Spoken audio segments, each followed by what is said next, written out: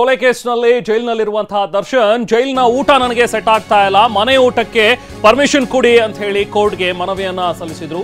So ಹೈಕೋರ್ಟ್ನಲ್ಲಿ ನಟ ದರ್ಶನ್ ಒಂದು ರಿಟ್ ಅರ್ಜಿಯನ್ನ ಏನ್ ಹಾಕಿದ್ರು, ಆ ರಿಟ್ ಅರ್ಜಿಯ ವಿಚಾರಣೆ ಇವತ್ತು ನಡೆದಿದೆ. ಮನೆಯಿಂದ ಊಟ, ಒಂದು ಹಾಸಿಗೆ ಜೊತೆಗೆ ಪುಸ್ತಕಗಳು ಅದನ್ನ ಕೊಡಿಸ್ಕೊಡಿ ಅಂತ ಹೇಳಿ ಮನವಿ ಮಾಡಿದ್ರು ದರ್ಶನ್. ಜೈಲಧಿಕಾರಿಗಳಿಗೆ ನಿರ್ದೇಶನ ಕೊಡಿ ಅಂತ ಹೇಳಿ ರಿಟ್ ಅರ್ಜಿಯನ್ನ ಸಲ್ಲಿಸಿದ್ರು. ಅದರ ವಿಚಾರಣೆ ಇವತ್ತು ನಡೆದಿದೆ. ನ್ಯಾಯಮೂರ್ತಿ SR ಕೃಷ್ಣಕುಮಾರ್ ಅವರಿದ್ದ ಪೀಠದಲ್ಲಿ ನಡೆದಂತಹ ವಿಚಾರಣೆ. ದರ್ಶನ್ ಪರ ಹಿರಿಯ ವಕೀಲ KN ಫಣೀಂದ್ರ ಅವರು ವಾದ ಮಂಡಿಸಿದ್ರು. ಜೈಲು ನಿಯಮಾವಳಿಗಳಲ್ಲಿ ಮನೆ ಊಟಕ್ಕೆ ಅವಕಾಶ ಇದೆ, ಸೊ ಹಾಗಾಗಿ ದರ್ಶನ್ಗೆ ಮನೆ ಊಟದ ಅವಕಾಶ ಕೊಟ್ಟಿಲ್ಲ.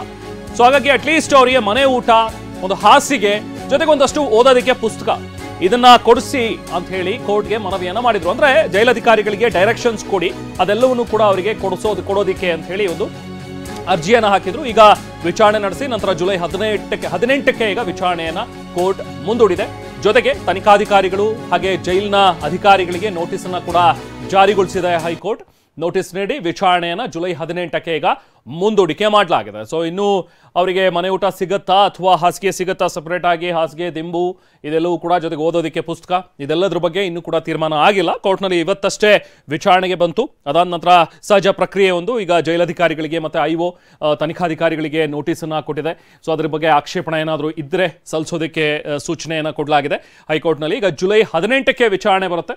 ಸೊ ಅಲ್ಲಿವರೆಗೂ ಕೂಡ ಜೈಲಿನ ಊಟವನ್ನೇ ಮಾಡಬೇಕಾಗತ್ತೆ ದರ್ಶನ್. ಸೊ ಅಲ್ಲೇ ಚಾಪೆಯಲ್ಲೇ ಮಲಗಬೇಕಾಗತ್ತೆ. ಯಾವುದೇ ರೀತಿ ಪುಸ್ತಕಗಳು ಕೂಡ ಈಗ ಸಿಗೋದಿಲ್ಲ ಸದ್ಯಕ್ಕೆ ದರ್ಶನ್ಗೆ.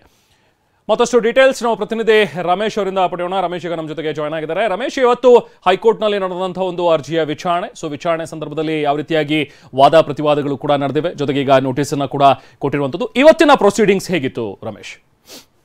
ರೆಹಮಾನ್, ನಿನ್ನೆ ಅಷ್ಟೇ ನಟ ದರ್ಶನ್ ಹೈಕೋರ್ಟ್ಗೆ ಒಂದು ರಿಟ್ ಅರ್ಜಿಯನ್ನು ಸಲ್ಲಿಸಿದ್ರು. ಆ ರಿಟ್ ಅರ್ಜಿಯಲ್ಲಿ ಮನೆ ಊಟ ಮತ್ತು ಬಟ್ಟೆ ಮತ್ತು ಮನೆಯಲ್ಲಿರುವಂಥ ಅಂದರೆ ಏನು ಬೇರೆ ಅಂದರೆ ಕಟ್ಲರಿ ಐಟಮ್ಸ್ ಇರ್ಬೋದು, ಮತ್ತು ಹಾಸಿಗೆ ಮತ್ತು ದಿನಪತ್ರಿಕೆ ಮತ್ತು ಪುಸ್ತಕಗಳು ಇತ್ಯಾದಿಗಳನ್ನು ಮನೆಯಿಂದ ತರಿಸ್ಕೊಳ್ಳೋದಕ್ಕೆ ಅವಕಾಶ ಕೊಡಬೇಕು. ಈ ಬಗ್ಗೆ ಜೈಲು ಅಧಿಕಾರಿಗಳಿಗೆ ನಿರ್ದೇಶನವನ್ನು ಕೊಡಬೇಕು ಅಂತೇಳಿ ಹೈಕೋರ್ಟ್ಗೆ ರಿಟ್ ಅರ್ಜಿಯನ್ನು ಸಲ್ಲಿಸಿದರು. ಇವತ್ತು ದರ್ಶನ್ ಪರ ಒಂದು ವಾದ ಮಂಡನೆ ಕೂಡ ನಡೀತು. ಅವ್ರ ಪರ ವಕೀಲರು ವಾದಿಸಿದ್ದೇನಂತಂದರೆ ಜೈಲು ನಿಯಮಾವಳಿ ಅಂದರೆ 1963 ಜೈಲು ನಿಯಮಾವಳಿ ಏನು ಹೇಳುತ್ತೆ ಅದರಲ್ಲಿ ಇದರಲ್ಲಿ ಅವಕಾಶ ಇದೆ, ಅಂದರೆ ಮನೆ ಊಟ ತರಿಸ್ಕೊಳ್ಳೋದಕ್ಕೆ ಅವಕಾಶ ಇದೆ ಅಂತೇಳಿ ಹೇಳಿದ್ರು, ವಾದ ಮಂಡನೆ ಮಾಡಿದ್ರು. ಹೀಗಾಗಿ ಕೋರ್ಟ್ ಇದಕ್ಕೆ ಡೈರೆಕ್ಷನ್ ಕೊಡಬೇಕು, ಯಾಕಂದರೆ ಜೈಲು ಅಧಿಕಾರಿಗಳು ಇದಕ್ಕೆ ಒಪ್ಪಿಗೆಯನ್ನು ಕೊಡ್ತಾ ಇಲ್ಲ. ಹೀಗಾಗಿ ಕೋರ್ಟೇನೇ ಡೈರೆಕ್ಷನ್ ಕೊಡಬೇಕು ಅಂತೇಳಿ ಕೇಳಿದ್ರು. ಅದಕ್ಕೆ ಕೋರ್ಟು ಜೈಲು ನಿಯಮಾವಳಿ ಅಂದರೆ 1963 ನಿಯಮಾವಳಿ ಏನಿದೆ ಅದರಲ್ಲಿ ಇತರೆ ನಿಯಮಗಳು ನಿಬಂಧನೆಗಳಿಗೆ ಒಳಪಟ್ಟು ಅಂತಿದೆ. ಹೀಗಾಗಿ ಆ ನಿಯಮ ನಿಬಂಧನೆಗಳೇನು ಅಂತೇಳಿ ಪ್ರಶ್ನೆ ಮಾಡಿದೆ. ಹಾಗೆ ಸಾಕಷ್ಟು ಪ್ರಶ್ನೆಗಳನ್ನು ಇಟ್ಟಿದೆ. ಅಂದರೆ ನೀವು ಜೈಲು ಅಧಿಕಾರಿಗಳಿಗೆ ಏನಾದರೂ ಲಿಖಿತ ಮನವಿ ಸಲ್ಲಿಸಿದ್ದೀರಾ, ಅವರೇನಾದರೂ ಲಿಖಿತವಾಗಿ ಮಾಡಿದಾರಾ, ಅದೇ ರೀತಿ ನೀವು ವಿಚಾರಣಾ ನ್ಯಾಯಾಲಯಕ್ಕೆ ಅಂದರೆ ಕೆಳ ನ್ಯಾಯಾಲಯಕ್ಕೆ ನೀವು ಯಾಕೆ ಅರ್ಜಿಯನ್ನು ಸಲ್ಲಿಸಿಲ್ಲ,